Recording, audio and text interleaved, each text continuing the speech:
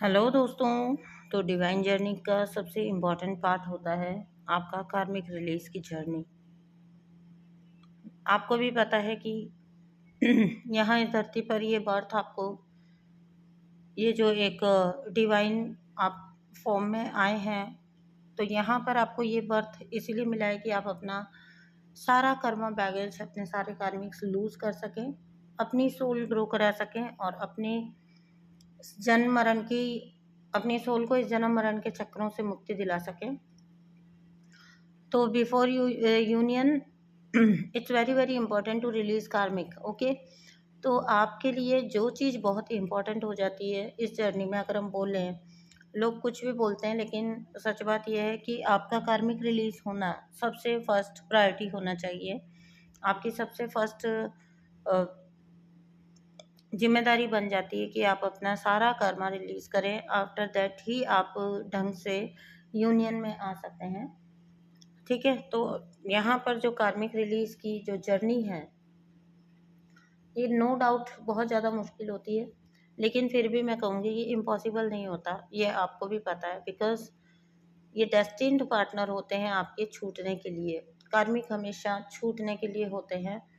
Soulmates आपके साथ टिक सकते हैं, ट्विन फ्लेम्स आपके साथ टिकते हैं, बार बार कांटेक्ट में आते हैं, लेकिन कभी भी कार्मिक आपके साथ टिक नहीं सकते।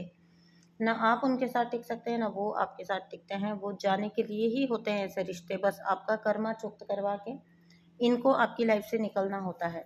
ठीक है, तो लेकिन इसीलिए मैं आपको बोल रही हूँ कि ये दिखने में मुश्किल हो सकता है, रिपीटेड पैटर्न्स हो सकते हैं, आपकी साइकिल पे साइकिल रिपीट हो सकते हैं, बार बार सेम पर्सन एक जैसे आपको मैनिफेस्ट हो सकते हैं, एक जैसे रिलेशन, लेकिन ये इम्पॉसिबल नहीं होता, ये होना ही है, ये डेस्टिन्ड होता है।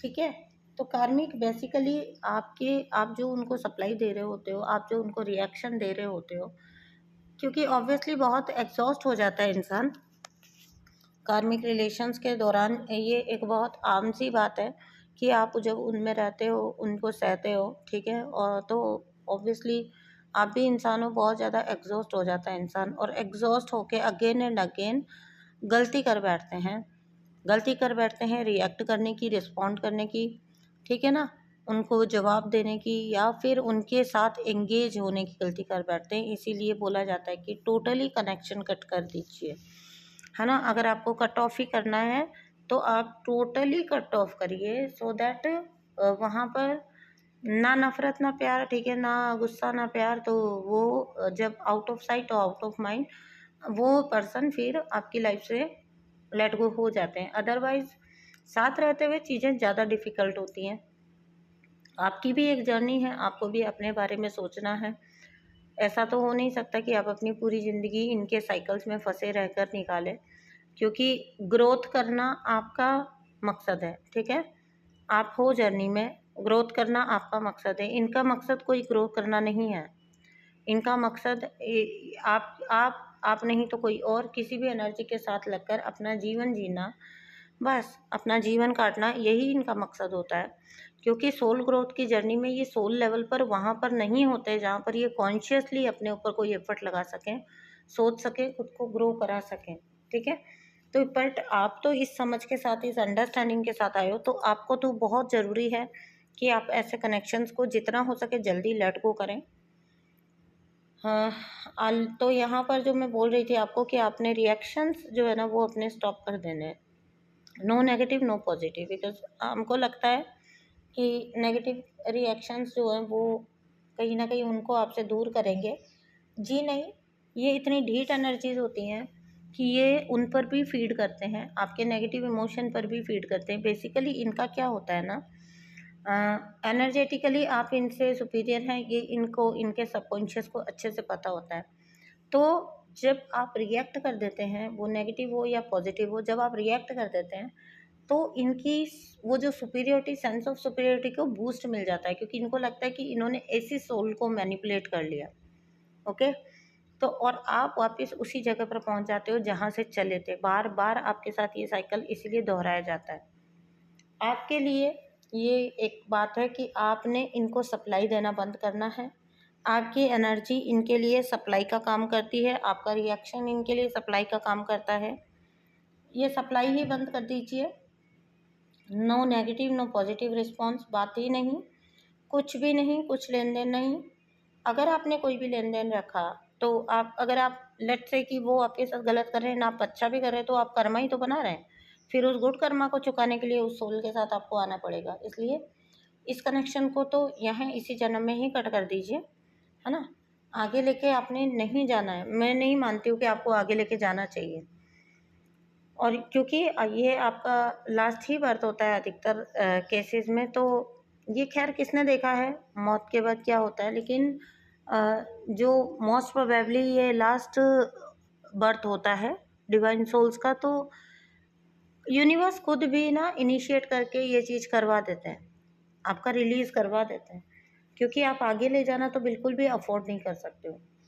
तो अगर आप सच में इनको रिलीज़ करना चाहते हो तो बिलीव मी, आपको वो सप्लाई ही इनका कट करना पड़ेगा। जहाँ से एक तार आपने बांध के रखा हुआ है, आपने नहीं बांध के रखा हुआ, आप तो निकलना चाहते हैं, ये लोग आपको निकलने नहीं देना चाहते, ये आपको बांध के रखना चाहते हैं। कभी भी देखिएगा ऐसे कनेक्शंस में विक्टिम पहल करता है निकलने की। लाख शिकायतें होती हैं कार्मिक को, लाख हम लोग से शिकायत होगी, लाख वो हमें नापसंद करेंगे। अगर सच में ही वो हमें इतना ही नापसंद करते हैं और हम इतने ही बुरे हैं, तो क्यों नहीं वो निकल जाने का कभी प्रयास करते? नहीं करते ना, वो निकल जाने का प्रयास नहीं करते हैं, क्योंकि ये सिर्फ वही जानते हैं कि आप उनके लिए क्या हो। ठीक है, तो आप वो हो जो उनको अनकंडीशनली सब कुछ दे सकता है। एंड बिकॉज आपने अपने ऊपर बहुत ज़्यादा आप वर्क करते हो, खुद को ग्रो कराते हो, तो आपकी वो सारी ग्रोथ का, सारी अबंडेंस का फ़ायदा इनडायरेक्ट उनको मिल सके, इसके लिए वो आपके साथ रहना चाहते हैं, वो आपको छोड़ना कभी भी नहीं चाहते हैं।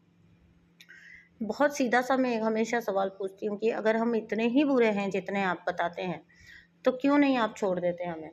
लेकिन क्यों नहीं छोड़ रहे? क्यों नहीं छोड़ रहे? क्योंकि आपको अपने फ़ायदे दिखते हैं, आपको अपने हमें छोड़ने से आपको अपने नुकसान दिखते हैं। ठीक है, तो डिवाइन सोल या विक्टिम सोल मैं तो बोलूँगी, कभी भी आप निकल जाइए इसमें से, कट करिए सप्लाई को, अपना रिएक्शन कट करिए, वन वे ट्रैफिक कर दीजिए। बिल्कुल आप जो बोलें, ठीक है, हमें कुछ भी नहीं बोलना आपसे, बिल्कुल।